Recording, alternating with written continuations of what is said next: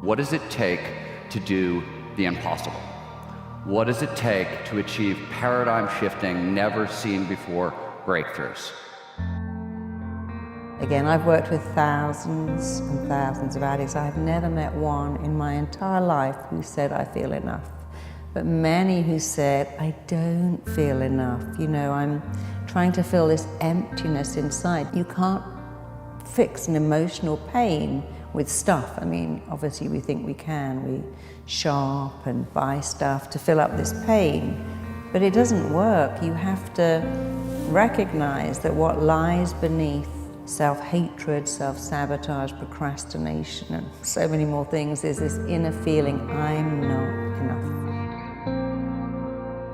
Because if you got $1 billion and every day you live pissed off and frustrated, the quality of your life is called pissed off and frustrated. But if you have nothing, but you're euphorically grateful for whatever you have, you're the richest person that you're going to know.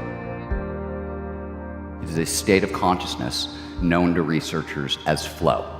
Now, you may know flow by other names, right? You may call it runner's high or being in the zone. If you happen to play basketball, you might call it being unconscious. If you're a beatnik jazz musician, you're being in the pocket. If you do stand-up comedy, you're in the forever box. Flow is a technical term. As I mentioned earlier, it is technically defined as an optimal state of consciousness, one where we feel our best and we perform our best. Who's counting on you to be at your best today? Like, who's watching you all the time that you need to be able to be a good role model for? So you could go there and introduce a little bit of pain if that pain serves you to be able to level up your life, right? And you use it intelligently. The repetition of thinking and feeling and feeling and thinking caused me to feel guilt, and I don't even know it's guilt, it just feels like me. It's just, I'm used to the same chemical continuity. Now, the moment they decided to change, anytime you decide to change and change anything about yourself, get ready, because it's going to feel uncomfortable. You're going to leave the known, you're going to leave the familiar, and you're going to step into the unknown. So here's my advice to you, expect amazing things then. If what is expected tends to be realized, expect the best. Expect love and success and an amazing life, because you know what? It will probably be realized really fast if you expect it. When you start seeing that somebody else can do it, and you see they really did, you start to believe, you start to get certainty. And then the fourth thing I tell people is it's massive action and constantly change your approach, and then it's find somebody worse off than you are and help them. Because when you do that, it gets you out of yourself. When I'm at my best, I'm in this state, and every idea, every action, every decision flows seamlessly, perfectly, effortlessly from the last. So flow is actually a phenomenological description. It's how the state makes us feel. Some people are super happy being unhappy. So then they would rather cling to their suffering than take a chance in possibility. So these people said, I really have nothing to lose, right? So then they said, I'm willing to be uncomfortable and be in the unknown. And it turns out that's the perfect place to create from. So when the body is conditioned to become the mind, then to change is to be greater than the body. You know, Shakespeare said, from pain comes art. And it is true that people who've had a blissful life can't write about pain. It's not your connections and network. It's not your education levels. Everybody has different, right? External. But the one thing that is constant is we all have what? 24 hours in a day. And so if you had, imagine every single morning your bank account, you all automatically, every morning when you wake up, there's extra $86,400 in there.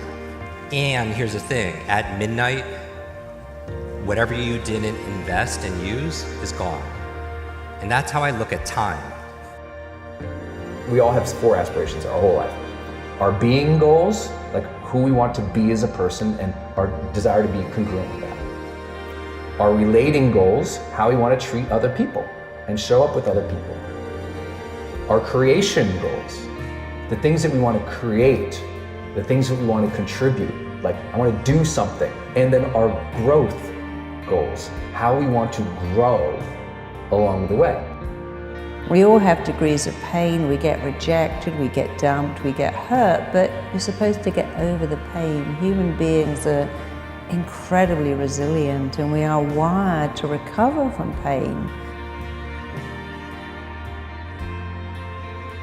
Right? We have 86,400 seconds in a day, and whatever you're not investing in it, into something for your happiness, for your health, for something that's going to outlast you, then you lose it every single day.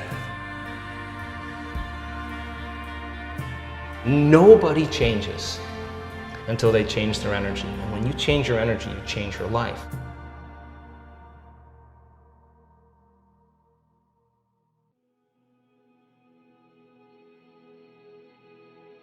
I'm useless, I'm spectacular, I'm terrified, I'm delighted. And by the way, fear and excitement are exactly the same. You can be on a fun fair screaming your head off and going, oh, look at that wheel. Are they scared or excited? I don't know. Do you? Because it's the same. When you're excited, you scream. And when you're scared, you scream. You think about most of your fears, most of your anxieties. Very few of them are in the right here, right now. They're usually horrible things that happened in the past that we'd like to avoid happening again in the present, or they're scary things that might, maybe could happen in the future, right? And we'd like to steer around it. When we end up in the deep now, when time gets shut down in a flow state, anxiety disappears. Your stress hormones flood out of your system. I want to be a good person who's congruent and proud of myself. I want to relate with other people so there's deep, real, meaningful connections, love, and care. I want to create things that I feel like draw out my passions and make a difference. I want to grow into the best person I can. If we all have that same thing, what's the difference makers? Usually two things. Number one, did you take command? Then the other thing is community, the people that you're around.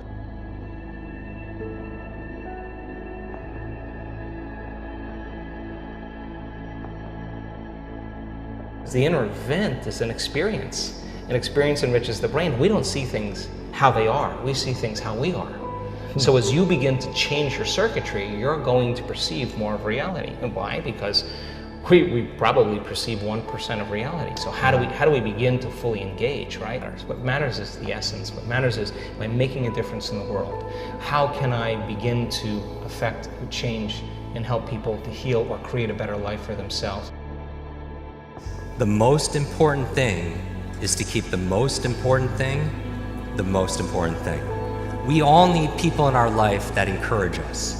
We all need people in life that challenge us. We all need people in life that cheerlead for us, that help encourage us, that give us courage, right? And if you haven't found that person, be that person.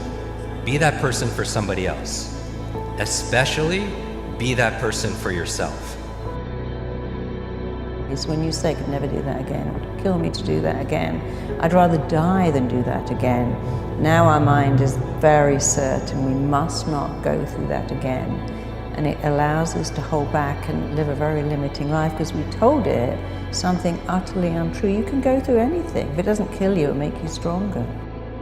The internal mayhem of the self-doubt, the fear, the frustration, the lack of motivation and discipline that just upsets us that we all have. But the real mayhem that really messes up people in the influencer space is the relationship mayhem. Right? You have to believe you are capable of achieving the impossible before you can actually achieve the impossible. There's just no other way around it. Ask yourself, what kinds of impossible grand challenges would you guys go after? Would you solve in your own life? Would you try to solve in the world? If you could be 500% more productive, if you could be 600% more creative, if you could cut learning times in half. This is exactly what is available to each and every one of you today. Take your attention off your body and you go from somebody to nobody. You take your attention off the people in your life and go from who you identify with, from someone to no one. And so many people spend their whole life building an identity of being someone. And take your attention off time, linear, thinking about the predictable future, the familiar past, and fall into the generous present moment and go from some time to no time. Then all you're left with is consciousness.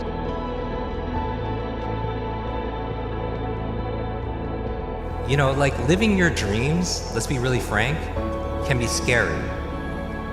But you know what's scarier? Not living them.